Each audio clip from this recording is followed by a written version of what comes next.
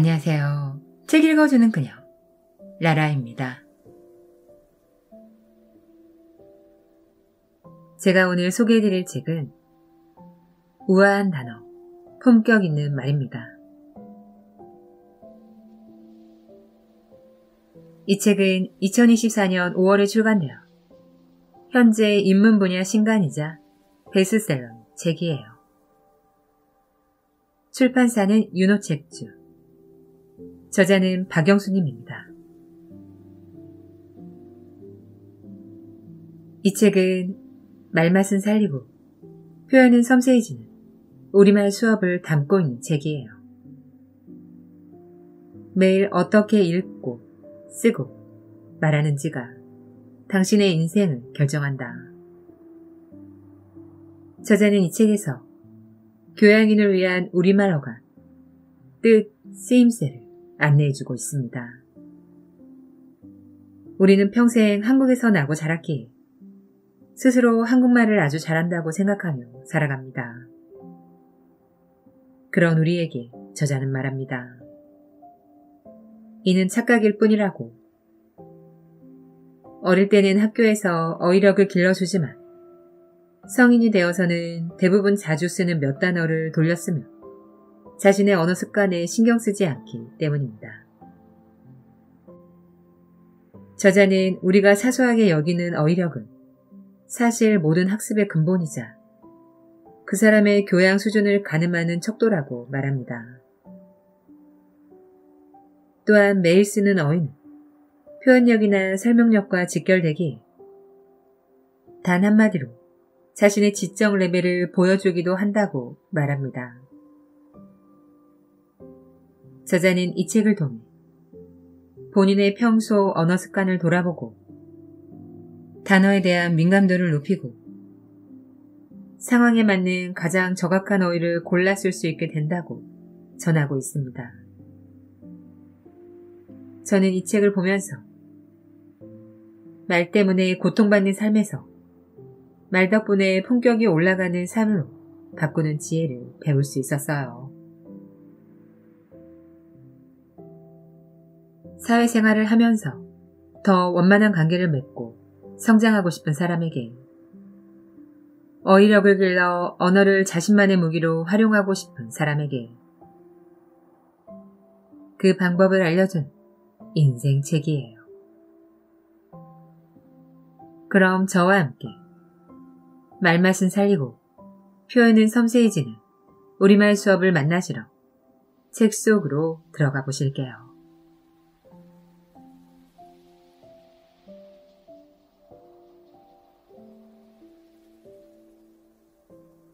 감으로 쓴 낱말을 정확한 낱말로, 모호한 글을 논리적인 글로, 오해받는 말을 마음을 움직이는 말로, 매일 어떻게 읽고 쓰고 말하는지가 당신의 인생을 결정한다. 들어가는 말. 우리말만 잘 써도 인생이 달라진다. 좋은 하루 되세요. 좋은 하루 보내세요. 이 두 가지 표현 중 어떤 말이 올바르고 정확한 표현인지 알 수 있는가? 사실 둘 다 일상에서 큰 구분과 고민 없이 광범위하게 쓰이고 있다. 그러나 첫 번째 문장이 되다라는 표현은 사람이 하루가 될 수 없음을 생각해보면 두 번째 문장이 옳은 말임을 바로 알 수 있다. 언어는 생각을 표현하고 그 사람의 교양 수준을 나타내는 기준이 된다. 인간은 풍부한 언어를 사용함으로써 여타 동물보다 뛰어난 존재가 될 수 있었다. 바꾸어 말하자면 언어야말로 인간의 최대 무기이자 장점이라는 것이다. 그러므로 다양하고 고급스러운 표현은 개인적, 사회적 관계 모두에서 우월한 경쟁력이 된다. 우리 옛말에도 말을 잘해 천냥빚을 갚는 사람이 있다고 하질 않는가. 그러나 요즘은 많은 사람이 자신의 언어 습관을 중요하게 여기지 않는 듯하다. 영어 철자 하나 틀린 건 부끄러워하면서 왜 우리말 틀리는 건 아무렇지 않게 여기는 것일까? 우리 인생에는 중요한 순간들이 갑자기 생겨나고 사라지며 또 자신의 인상은 순간순간의 평가로 좌우되기도 한다. 이때 사소해 보이지만 큰 역할을 하는 것이 바로 언어 표현이다. 다시 말해 내가 쓰는 말과 글이다. 예를 들어 명문대 출신의 화려한 스펙의 신입사원이라도 업무 보고서를 올리며 결제를 해달라고 한다면 그 사람에 대해 좋은 평가를 내릴 수 있을까? 이처럼 우리말을 잘 쓰는 것, 나아가 좀 더 교양 있게 표현하는 법을 알며 나의 품위가 높아지고 삶의 품격을 키울 수 있다. 다만 단순히 낱말을 양적으로 많이 아는 것만으로는 부족하다. 낱말의 뜻을 바로 알고 적재적소에 활용할 수 있어야 한다. 가능하다면 어원도 익혀두는 게 좋다. 노골적과 대놓고라는 낱말은 어원을 모르면 그 차이를 알기 어렵고 부인과 부인 역시 어원을 알아야 구분해서 쓸 수 있으며 큰 건물의 앞문을 전문이 아닌 정문이라고 말하는 연유를 하며 그에 맞게끔 처신할 게 분명하다. 친구의 부모님께도 너네 아빠보다는 춘부장이라 부르면 조금 더 정중하다고 인식된다. 이처럼 어휘력을 키우는 일은 내 생각과 감정을 품위 있게 표출하고 공감 능력과 소통 능력을 높이는 일이자 나의 삶을 지적으로 만드는 일과 직결된다. 필자는 우리가 자주 쓰는 말들 중에서도 가장 헷갈리는 유사어. 같은 말이라도 더 교양 있는 표현 등 이체간에 알기 쉽게 풀이했다. 공부와 학습의 차이에서부터 효시와 근원에 이르기까지 순우리말과 한자어의 어원과 의미를 함께 다루었다. 그뿐만 아니라 문학작품이나 최고운 언론기사를 인용한 예문을 넉넉히 제시하여 적절한 쓰임새를 직간접적으로 알려주고자 노력했다. 이 책을 일독하면 독자는 탄탄한 어휘력을 기반으로 상황에 어울리는 낱말을 골라 쓸 수 있게 될 것이다. 여러 번 다시 읽어 완전한 나의 어휘력으로 만든다면 교양 있고 지적인 표현을 할 줄 아는 어른으로서의 삶을 살아갈 수 있을 것이다. 아무쪼록 독자 여러분이 다채로운 언어와 함께 보다 품격 있는 삶을 살 수 있기를 기원한다. 저자 박영수.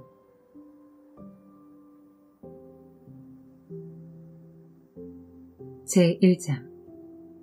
말 한마디에서 변화가 시작된다. 우리말의 재발견. 사용과 이용은 다른 말이다. 사용, 이용, 이용세. 사용. 진검과 가검을 번갈아 사용하는 액션씬에서 연기자들은 아무리 주의를 기울여도 다치기 마련이다.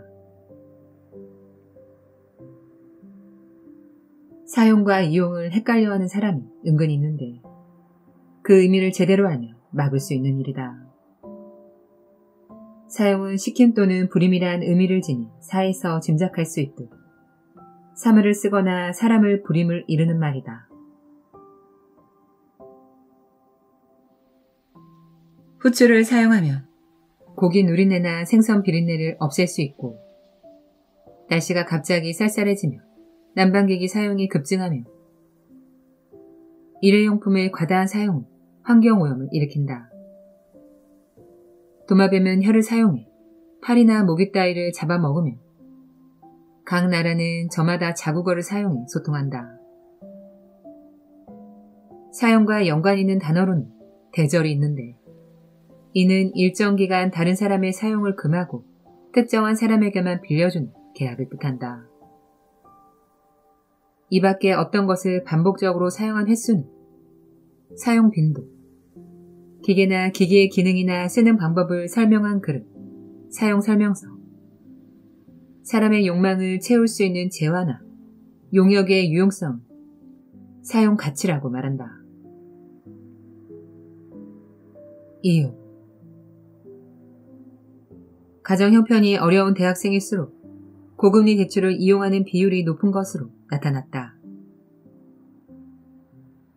사용이 일정한 목적이나 기능에 맞게 씀을 뜻한다면 이용은 무엇을 필요에 따라 이롭게 씀을 의미한다.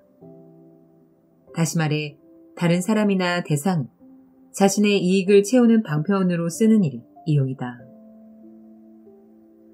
어두운 밤 청계천에서 가로 조명을 이용해 기념 촬영을 하고 폭설이 내린 날에는 자동차가 아니라 대중교통을 이용해서 출퇴근 시간을 조절하고 책을 읽고 싶은데 돈을 아끼고 싶다면 도서관을 이용하면 된다. 옛날에는 카나리아를 탄광에 데려가서 유독 가스가 누출되는지 탐지하도록 이용했고 예나 지금이나 사람들은 학벌을 출세 수단으로 이용하며 환경 보호에 관심 가진 사람은 폐식용유를 이용해 비누를 만든다. 이처럼 이용은 무언가를 이익되도록 활용하는 것이다. 남의 송아지로 밥갈기라는 영국 속담은 남의 것을 이용해 힘들이지 않고 자신의 목적을 이룬다는 뜻이다. 이용 후세. 인간의 창조적 기술적 지성을 도구로 사용하여 자연을 인간의 이용 후생의 대상으로 삼고 안병호, 사색인을 향해.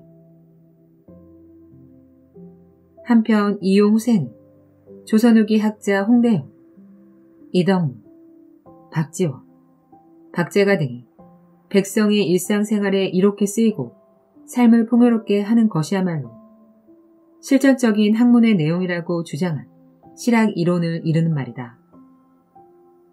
서경에서 비롯된 말로 여기서 이용은 백성의 쓰임에 편리한 공자 기계나 유통수단 등을 의미한다. 또한 후세는 의식 등의 재물을 풍부하게 하여 백성의 삶을 풍요롭게 만든다는 것을 뜻한다.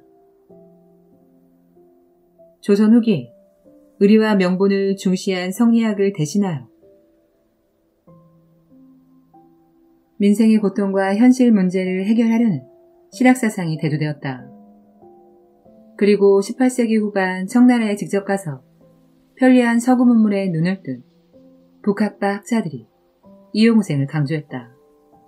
이들은 이용후생의 실천을 통해 부국안민을 이룩하며 급선무라고 주장하면서 구체적으로는 상공업 진흥과 기술혁신 따위의 이용후세 방법을 제시했다.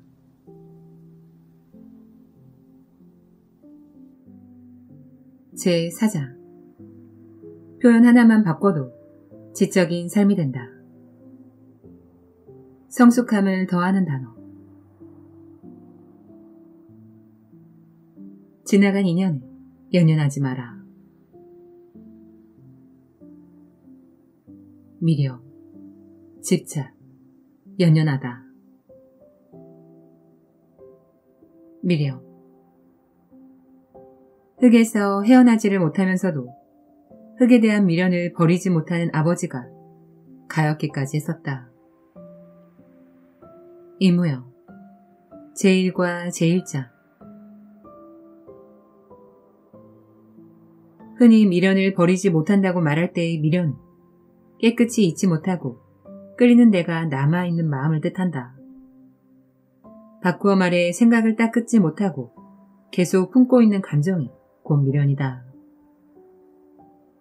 미련의 련자는 본래 펼쳐놓은 명주를 의미하며 사람이 죽은 뒤 1년 만에 지내는 제사에 소상 때 입는 상복을 가리킨다. 옛날에는 부모님이 돌아가시며 3년 동안 상복을 입었다. 처음에는 명주줄로 무늬 없이 짠 피륙을 입었고 만 1년이 지나며 거친 명주로 지은 연복을 입었다.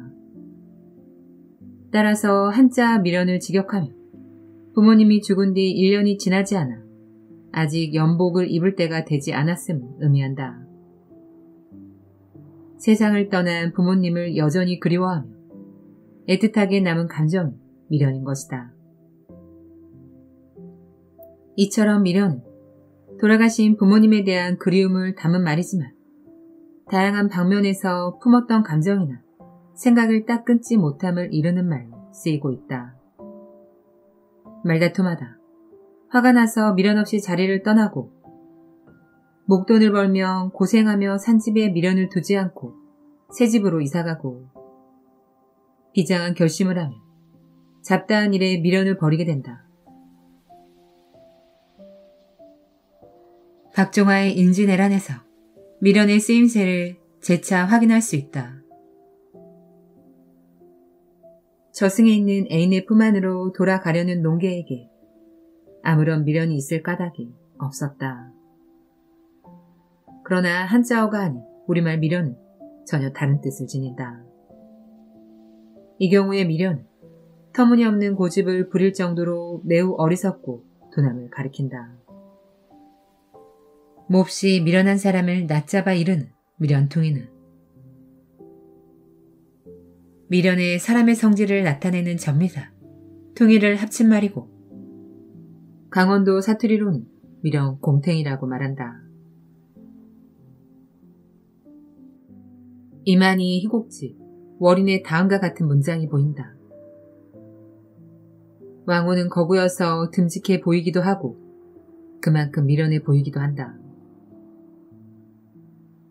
덩치는 크나 영리하지 못한 사람이나 동물은 미련하다고 했으며 주로 굼떠 보이는 곰을 그렇게 생각했기에 미련하기는 곰일세라는 속담이 생겼다. 아주 미련한 사람을 비유적으로 이르는 말이다. 집착. 탐욕을 버리기 위해서는 먼저 도형에 대한 저 끈끈한 집착을 끊고 마음을 비울 일이다. 유홍종, 사바로 가는 길. 이에 비해 집착은 어떤 일이나 사물에 늘 마음이 쏠려 잊지 못하고 매달림을 뜻한다.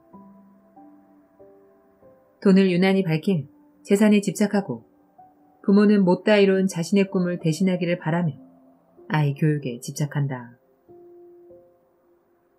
독재자는 권력을 향한 집착을 떨치지 못해 무례한 일을 벌이고 수집가들은 마음에 드는 물건을 발견하며 그걸 구입할 때까지 집착에서 벗어나지 못하며 대부분 사람은 사랑할수록 상대에게 집착하며 나아가 공생적으로 하나가 되려 하는 경향이 있다. 집착이 지나치며 말썽이 일어나기에 불교에서는 집착과 탐욕에서 벗어나야 해탈할 수 있다고 말한다.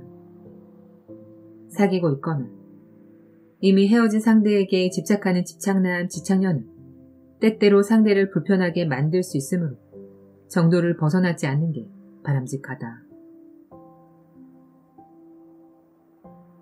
나는 난초에 너무 집념해 버린 것이다. 이 집착에서 벗어나야겠다고 결심했다. 법정, 무소유, 연연하다. 당보다는 오직 자기만의 이익에 연연했다. 미련과 집착과 연관 있는 연연하다의 어근은 연연이다. 그리워하고 그리워한다는 말이며 기본적으로 애틋하게 그리워함을 나타낸다. 그런데 그런 상태는 마음을 온통 한 곳으로 빼앗긴 상황이므로 연연하다는 말은 집착하여 미련을 가진다는 의미로 쓰이게 됐다.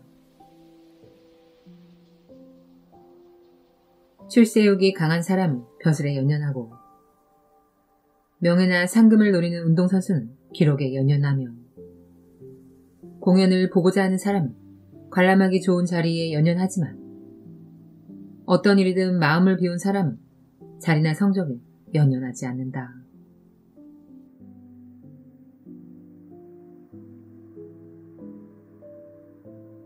제5장 나의 언어의 한계는 나의 세계의 한계이다.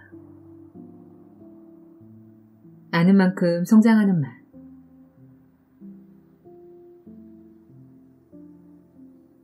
운명과 숙명에 자신을 맡기지 말라. 운명, 숙명, 운명. 어차피 닥쳐오는 운명에 거역한다고 해서 시원한 일이 있어 본 일이 없었다. 유주연, 하오이 연정. 운명은 인간을 포함한 우주의 일체를 지배한다고 생각하는 초인간적인 힘을 이르는 말이다. 절대적 영향력을 발휘하므로 모든 것이 운명에 달려있다고 생각하는 사람이 많으면 어떤 일에 부닥쳤을 경우 피할 수 없는 운명이라고도 말한다. 이때의 운명은 초인간적인 힘에 의해 이미 정해져 있는 처지를 의미하는 까닭이다. 역사를 살펴보면 9세기 말녘 지방의 호족들이 각기 큰 세력으로 성장하면서 신라의 운명이 풍저운 등화 상황으로 치달았고 1388년 이성계가 압록강 위화도에서 군사를 돌렸을 때 고려 국왕의 운명은 바람 앞에 촛불 같았으며 1910년 일제에게 우리나라의 통치권을 강제로 빼앗겼을 때 한국인들은 각종 권리를 침탈당하는 운명에 처했다. 이렇듯 운명은 예고된 비장한 통치와 같은 느낌을 주므로 앞으로 닥칠 여러 가지 일이나 앞으로의 생사나 존망에 관한 처지라는 의미로도 쓰인다. 사람이 늙어서 죽는 것은 피할 수 없는 운명이고 환경보호는 세계 자연의 운명과 관련된 일이며 외교 협상에선 정치 지도자의 안목과 판단력에 국가의 운명이 걸려있다. 그렇다면 운명은 거부할 수 없고 바꿀 수 없는 비련이란 말인가. 이에 관해 참고할 수 있는 일화가 있다.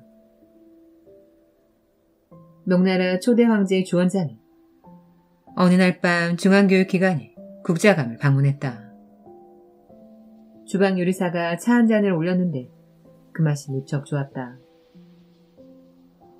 크게 만족한 황제는 그 자리에서 요리사에게 벼슬을 내렸고 이 소식은 금방 퍼졌다. 다시 발길을 옮기던 황제는 국자감에서 공부하던 늙은 생원이 신세 한탄하는 말을 우연히 창밖에서 들었다. 10년 공부가 어찌 차 한 잔만 못하단 말인가. 황제는 그 말을 듣고 이렇게 대꾸했다. 요리사의 재주가 그대와 같지 않고 그대의 운명이 요리사 같지 않아서이니라. 주원장은 가난한 소장농 아들로 태어나 억지로 승려 생활을 하다 중국을 통일하고 명나라의 초대 황제 자리까지 온 입지전적인 인물이다.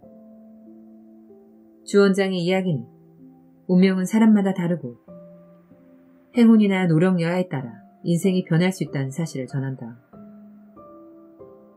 이와 비슷한 말로 그대 자신이 달라지라.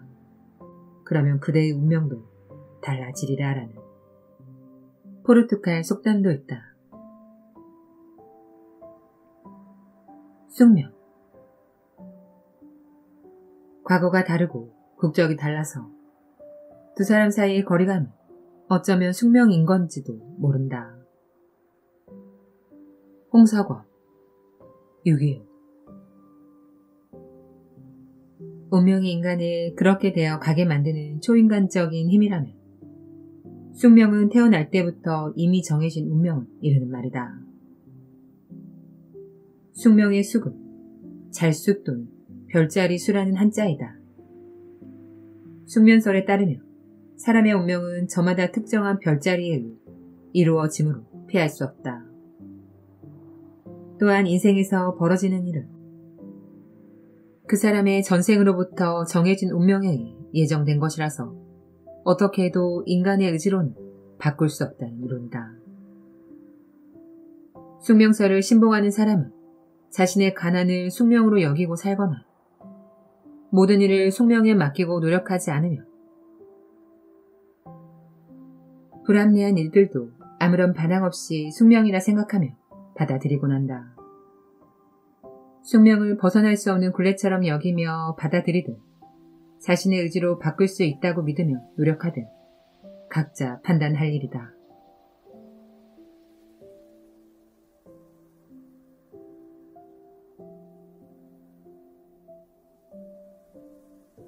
지금까지 책 읽어주는 그녀 나라였습니다. 오늘도 끝까지 들어주셔서 감사드려요. 우리 구독자님들, 5월의 마지막 주예요. 시간이 참 빠르다는 생각이 드는 요즘이에요. 어제는 비가 왔는데요. 월요일은 조금 선선한 날씨가 될 것 같아요. 기분 좋은 생각으로 행복한 한 주 보내세요. 저는 항상 여러분을 응원합니다. 아시죠? 사랑합니다.